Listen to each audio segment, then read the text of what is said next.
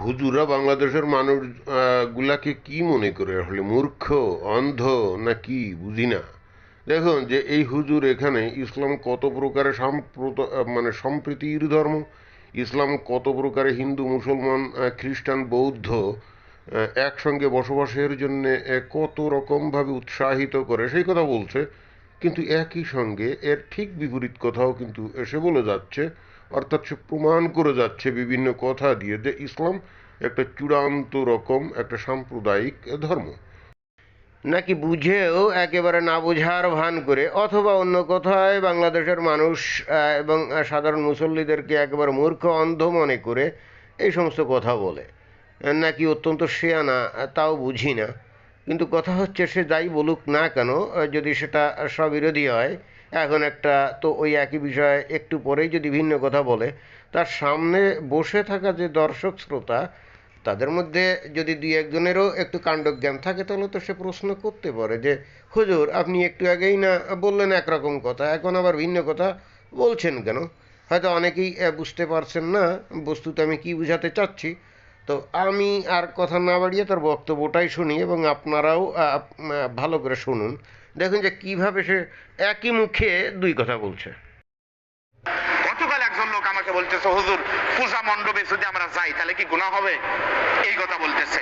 আর সেই কথা আমি তাকে বলার আগে আমি বলি না, আমি বলছি ভাই শুক্রবারের দিন বিকেলে আপনাকে বলবো। কেন? আমি বললাম আমার একটু সমস্যা আছে। কি সমস্যা? আল্লাহর নবীকে এসে এক লোক বলতেছে, হুজুর আমার এই ছেলেটা বেশি মিষ্টি খায়, আপনি একটু নিষেধ করেন। নবী বললেন কালকে না, 7 দিন পর আসো। 7 দিন পরে সে নবীকে বলতেছে, বাবা এত মিষ্টি খাও না, মিষ্টি খেলে শরীরের সমস্যা হবে, শরীর ভালো থাকবে না। তখন তার ডায়াবেটিস ছিল না। নবী বলছেন খাও না। মহিলাটা বলতেছে, রাসূলুল্লাহ এই কথা তো আপনি 1 সপ্তাহ আগেও বলতে পারতেন। নবী বলেন, মেয়ে, আমি তোমাদের নবী, আমিও মিষ্টি বেশি খাইতাম। এখন আমি যদি বেশি খাই আর আমি বলি যে খাও না, তাহলে কেমন হবে? এজন্য 7 দিন তোমার ছেলেকে নসিহত করার আগে আমি মিষ্টি খাওয়া কমাই দিছি। এজন্য এখন বলতেছি বাবা কম খাও, কারণ আমি বেশি খাই আর তোমার বাচ্চা কম খাও, জীবনেও মানবে না। সুতরাং নিজে আগে আমল করে মানুষকে বলতে হবে। তো এ পর্যন্ত সিয়াসিত্তার কিতাব অর্থাৎ হাদিস কিতাব কম পড়ি নাই, সব হাদিসগুলোই প্রায় পড়া, একবার না বহুবারই। কিন্তু এই যে মিষ্টি খাওয়ার যে গল্পটা, এই যে হাদিসটা, এইটা কিন্তু আমি কোথাও দেখি নাই। আমি জানি না এটা আদৌ কোনো হাদিস কিনা, সহি হাদিস কিনা। যদি যারা আমার বক্তব্য শুনছেন, যদি তাদের কারো কোথাও এটা নজরে পড়ে থাকে, আপনারা আশা করি তার রেফারেন্সটা দিবেন। কিন্তু আমার কাছে মনে হচ্ছে এটা ওই অন্যান্য ওই জাল হাদিসের মতো, মানে ভুয়া হাদিসের মতোই একটা ভুয়া হাদিস মনে হচ্ছে। তারপরে আমি নিশ্চিত না ওই কোন ধরনের ভুয়া হাদিস। ওই যে জ্ঞান অর্জনের জন্য সুদূর চীন দেশে যাও, অনেকেই এটা বলে, এবং আমরা জানি যে এটা একটা ভুয়া হাদিস। তারপরে ওই যে বুড়ির কাটা ছিটানোর গল্প অনেকেই বলে থাকে, এবং আমরা জানি যে এগুলো জাল হাদিস। সম্ভবত এই ধরনেরই একটা জাল হাদিস এই মিষ্টি খাওয়ার গল্প। এইটা বলে কিন্তু আমাদের নবীকে এরা অনেক উপরে তুলতে চায়, কিন্তু এরা ভুলে যায় যে নবী যেটা বলেনি সেই ধরনের কোনো বক্তব্য নবীর নামে আরোপ করলে সে হয় মুনাফিক। কিন্তু এই হুজুর, আমি জানি না আসলে এটা সঠিক হাদিস কিনা, সুতরাং সেই মন্তব্য করা থেকে আমি বিরত থাকলাম। কিন্তু তারপরেও যদি ধরে নেই এই এই ঘটনাটা আমাদের নবী ঘটিয়েছিলেন, অর্থাৎ মিষ্টি নিজে খাওয়া বন্ধ করে তারপরে ওই বাচ্চাটাকে মিষ্টি খাওয়ার নিষেধ করেছিলেন।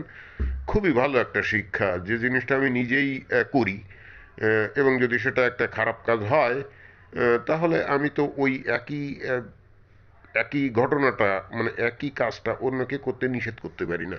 আমি নিজে যদি চুরি করি বা মিথ্যা কথা বলি, তাহলে অন্য মানুষকে সৎ হওয়ার কথা বলাটা তো আসলে মুনাফিকি হয়ে যায়, তাই না? এদিক দিয়ে কথাটা ঠিক আছে। যাই হোক, তারপরে দেখি হুজুর কি বলে। আমি বলিনি, কারণ আমার মুসল্লিরা যদি পূজার মণ্ডপে যায় আর আমি অন্য মানুষের ফতুয়া দিয়ে, তো আমার ওয়াজ দিয়ে কোনো মানুষের কাজ হবে? এজন্য আগে আমি হেদায়েত হতে চাই, তারপর আপনাদেরকে একটু বলতে চাই। নিয়ত করেছেন কোন বন্ধু দাওয়াত দিয়েছে, খালাতো ভাই অথবা আপনার বান্ধবী, বইয়ের খুবই কাছের বান্ধবী পূজার মণ্ডপে না গেলে অথবা বিজয় দশমীতে না গেলে খুবই মন খারাপ করবে, এমন কোন স্বামী বা স্ত্রীর স্বামী থাকলে একটু হাত তোলেন। নিয়ত হয়তো করছেন, হুজুর আমরা যাবো পূজার মণ্ডপে, নিয়ত করেছেন? প্রিয় ভাইরা, আপনাদেরকে উদ্দেশ্য করে বলবো 1 মিনিট কথা, এখানে আপনারা আবার ভুল ব্যাখ্যা করেন না। বাংলাদেশ সাম্প্রতিক সাম্প্রদায়িক সম্প্রীতির এক অনন্য দৃষ্টান্ত এই বাংলাদেশ, আলহামদুলিল্লাহ। এই বাংলাদেশে রোজা আর পূজা একসাথে হয়, খুবই ভালো কথা। বাংলাদেশে পূজার মণ্ডপ সারিয়াকান্দি কয়টা হবে আমার জানা নাই, তাও 200-400 তো মণ্ডপ আছেই। 400 যদি মণ্ডপ থাকে, 500 হোক, আলহামদুলিল্লাহ, কোনো সমস্যা নাই। যার ধর্ম সে পালন করবে ইচ্ছা মতো, এটাই হলো গণতন্ত্র, এটি ইসলাম শিক্ষা দেয়। আলহামদুলিল্লাহ, আরো হোক। হুজুর এইমাত্র একটা ডাহা মিথ্যা কথা বলল। আমি জানি না ইসলামের নামে এই ধরনের মিথ্যা কথা কিভাবে জনসমক্ষে এরকম প্রকাশ্যভাবে বলতে পারে। সে মিথ্যা কথাটা কি? সে বলল যে ইসলামে গণতন্ত্র অ্যালাউ করে, অর্থাৎ এটাই গণতন্ত্র, মানে গণতন্ত্র যে জিনিসটা সেটা ইসলামে অ্যালাউ করে। এই কথাটা সে ডাহা মিথ্যা কথা বলেছে। আমরা দেখেছি যে বাংলাদেশের তো বটেই, দুনিয়ার সমস্ত রকম আলেম তারা এক কথায় বলে যে গণতন্ত্র ইসলামে হারাম। কেন হারাম সেটাও বোঝা যায়, কারণ গণতন্ত্রের মূল কথা হলো যে ক্ষমতার উৎস হলো জনগণ, আর ইসলাম বলে ক্ষমতার উৎস হলো আল্লাহ। তো এখন যে ক্ষমতার উৎস হলো আল্লাহ, আপনি যদি সেই ক্ষমতার উৎসকে আপনি যদি মনে করেন যে জনগণ, তাহলে সেটা শিরক হয়ে গেল না? ঠিক এই কারণেই কিন্তু বস্তুত ইসলামে গণতন্ত্র স্বীকার করা হয় না। এটা হলো পয়েন্ট 1। আর পয়েন্ট 2, গণতন্ত্রের একটা অন্যতম স্তম্ভ হলো বাক স্বাধীনতা। এই বাক স্বাধীনতার মানে কি? আপনি যে কোনো ধরনের আদর্শকে, বিশ্বাসকে আপনি সমালোচনা করতে পারেন। ইসলাম কি সেটা কি অ্যালাউ করে? হ্যাঁ, ইসলাম যেটা অ্যালাউ করে সেটা হলো আপনি যে কোনো ধরনের আদর্শকে আপনি সমালোচনা করতে পারেন, যে কোনো ভিন্ন ধর্মকে আপনি সমালোচনা করতে পারেন। কোরআন এবং হাদিসে, বিশেষ করে কোরআনে তো আমরা ব্যাপকভাবেই অন্য ধর্মের প্রচণ্ড সমালোচনার অনেক বিষয় আশয় দেখি। কিন্তু কেউ যদি ইসলামের সমালোচনা করে, তাহলে কি ইসলাম সেটা গ্রহণ করে?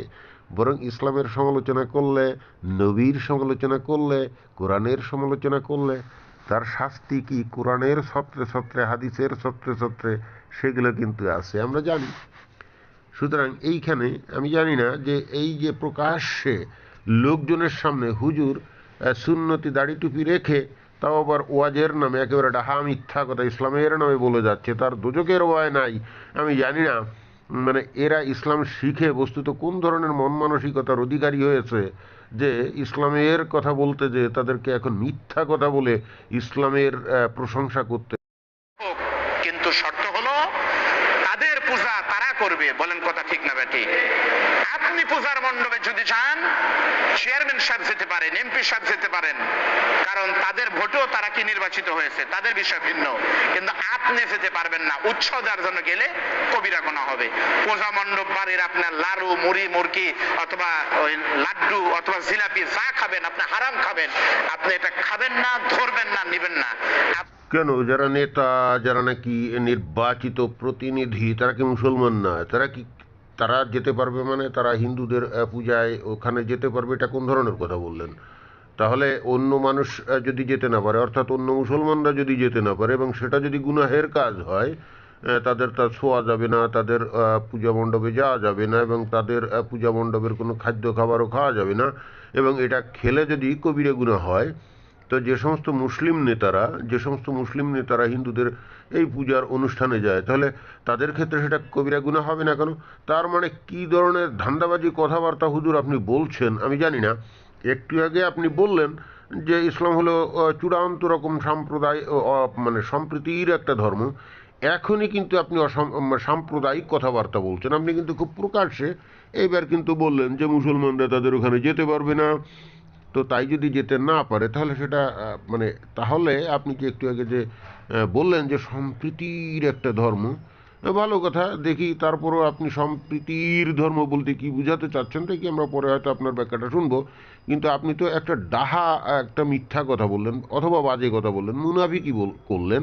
সেটা হলো যে নেতারা যেতে পারবে। তা নেতারা মুসলমান হলে তারা যাবে কি করে? যদি অন্য মুসলমান, যদি যে কোনো মুসলমানের ক্ষেত্রে কোনো একটা জিনিস যদি হারাম হয়, সেটা তো নেতা যদি মুসলমান হয় তার ক্ষেত্রেও তো হারাম হবে। তাহলে নেতা যেতে পারবে, সাধারণ মুসলমানরা যেতে পারবে না, এইটা তো একটা ধান্দাবাজি হলো। তার মানে আপনি ওই যে বাংলাদেশের যে সমস্ত নেতা নেত্রী যারা নাকি ধর্মনিরপেক্ষতার নামে দেশ চালায়, আপনি কায়দা করে তাদের মন রক্ষা করছেন। এইগুলা করলে তো আল্লাহ আপনার উপরে নাখোশ হয়ে যাচ্ছে। কারণ আপনার তো ওই নেতা গোতাকে ভয় করা উচিত না, আপনার তো আল্লাহকে ভয় করা উচিত। কোরআন হাদিসে যা আছে সেটাই আপনার বলা উচিত। আপনি ওই সমস্ত নেতাগোতাদের যাতে আবার কোপানলে না পড়েন, সেই জন্য আপনি রসালো রসালো বানানো সানানো মুনাফিকি কথাবার্তা আপনি বলে যাচ্ছেন। তো দেখি তারপরে আপনি কি বলেন। আপনারা এখন ভুল ব্যাখ্যা দিতে পারেন, হুজুর ধর্ম যার যার উৎসব সবার, কথা কি ঠিক না বা ঠিক? আচ্ছা বলেন, ধর্ম যার যার উৎসব সবার, এই কথাটা কি ঠিক? আপনারা বলবেন হুজুর আপনি কি বলেন? আমি বলে বিপদে পড়তে চাই না ভাই। কিসের বিপদ হুজুর? আপনি এই সমস্ত কি বলেন? আপনি আল্লাহর এবং নবীর কথা বলবেন, কোরআন হাদিসের কথা বলবেন, সেখানে যেটা আছে, সেখানে যেটা বলা আছে আপনি সেটাই বলবেন। আপনি তো আল্লাহকেই ভয় পাবেন। আপনি আবার কিসের বিপদ, মানে কিসে অন্য কাকে ভয় করছেন? আপনি কি তাহলে বাংলাদেশের যে সমস্ত নেতা বা সরকার তাদের ভয় করছেন নাকি? আপনি তো খাঁটি মুসলমান না হুজুর। আপনি নিজে হুজুরের নাম দিয়েই যে ওয়াজ করতে এসে মানুষের সামনে আপনি মুনাফিকি কথাবার্তা বলছেন। কোরআনে খুব পরিষ্কারভাবে বলা আছে, আপ যে কোনো একজন মুসলমান শুধুমাত্র আল্লাহকেই ভয় পাবে, অন্য কাউকে ভয় পাবে না। অথচ আপনি নেতা গোতাদের বা সরকারের ভয়ে আপনি ইসলামের কথাটাকে আপনি বিকৃতভাবে এখানে প্রচার করছেন, এবং আপনি খুব প্রকাশ্যে বললেন যে আমি বিপদে পড়তে চাই না। তো এইটা তো খাঁটি মুসলমানের কথা না। তো যাই হোক, দেখি তারপরে। আল্লাহ কোরআনুল কারীমের ভিতর বলেন লাকুম দীনুকুম ওয়ালিয়া দীন, যার ধর্ম তার কাছে স্বেচ্ছায় পালন করবে।